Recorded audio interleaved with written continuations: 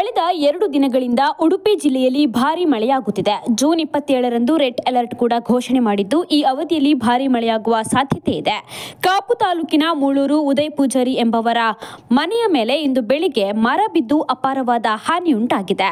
ಮಳೆಗೆ ಬೀಸಿದ ಭಾರೀ ಗಾಳಿಯಿಂದಾಗಿ ಮರ ಬಿದ್ದಿದ್ದು, ಬಚ್ಚಲು ಕೋಣೆ ಶೌಚಾಲಯಕ್ಕೆ ಹಾನಿಯುಂಟಾಗಿದೆ. ಮನೆಯವರು ಹಾಲ್ನಲ್ಲಿ ಕುಳಿತಿದ್ದಾಗ ಈ ಘಟನೆ ಸಂಭವಿಸಿದ್ದು, ಹಿಂಬದಿಯ ಮರ ಬಿದ್ದ ಪರಿಣಾಮ ಮನೆಯೊಳಗಿದ್ದವರಿಗೆ ಯಾವುದೇ ರೀತಿಯ ಅಪಾಯಗಳು ಸಂಭವಿಸಿಲ್ಲ. ಸಾವಿರಾರು ರೂಪಾಯಿ ನಷ್ಟ ಅಂದಾಜಿಸಲಾಗಿದ್ದು, ತಾಲೂಕು ಆಡಳಿತ, ಕಂದಾಯ ಇಲಾಖೆ, ಪುರಸಭೆಗೆ ಮಾಹಿತಿಯನ್ನು ನೀಡಿದ್ದಾರೆ.